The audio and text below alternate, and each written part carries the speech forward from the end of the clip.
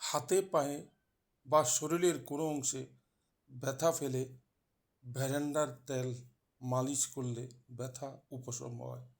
প্রাচীন কাল থেকে বিভিন্ন স্থানে চরাঞ্চলে সাধারণত এই তেল যদি কোথাও কেউ ব্যথা পায়, শরীরে যে কোনো জায়গায় ব্যথা পায়, হাতে পায়ে পিঠে যে কোনো জায়গায়, তাহলে ভ্যারান্ডার তেল গরম করে মালিশ করলে ব্যথা ভালো হয়।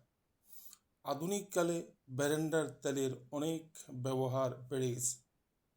সাধারণত কারো মাথা ব্যথা হলে, বাতের ব্যথা হলে ভ্যারান্ডা গাছের পাতা গরম করে সেঁক দিলে মাথা ব্যথা এবং বাতের ব্যথা উপশম হয়। ভ্যারান্ডা গাছ একটি আয়ুর্বেদিক ঔষধি গাছ।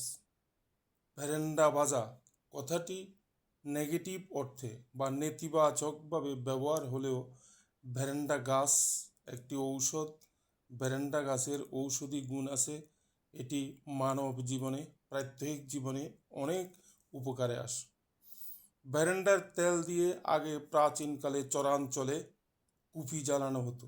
এখনও ভ্যারান্ডার তেল জ্বালানি হিসাবে এবং লুব্রিক্যান্ট হিসেবে ব্যবহৃত হচ্ছে।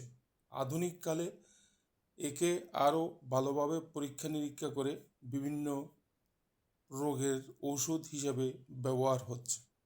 বাংলাদেশের সব অঞ্চলেই ভ্যারান্ডা গাছ চাষের উপযোগী।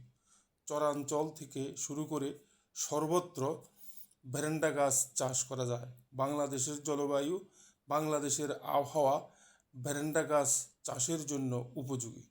আমরা সবাই ভ্যারান্ডা গাছ চাষ করতে পারি। এর অনেক উপকারিতা আছে। ভ্যারান্ডা গাছ চাষ করলে মাটির ক্ষয়রোধ হয়। ভ্যারান্ডা গাছের পাতা এবং ভ্যারান্ডা গাছের ফল বিভিন্ন ঔষধের কাজে ব্যবহৃত হচ্ছে। আধুনিককালে হাকিম এবং কবিরাজরা একে বিভিন্নভাবে ঔষধের প্রস্তুতির জন্য, ঔষধ প্রস্তুতির কাজে ব্যবহার করেন। আগের আয়ুর্বেদিক এবং ইউনানি ওষুধের সেই দৈন্য দশা এখন আর নেই।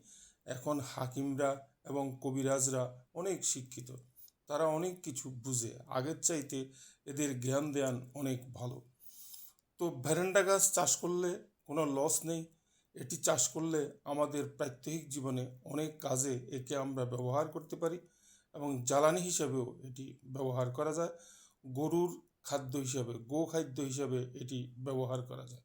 আমাদের ভ্যারান্ডা গাছ চাষ করা উচিত। তবে আজ আর নয়, আবার দেখা হবে ইনশাআল্লাহ। আসসালামু আলাইকুম।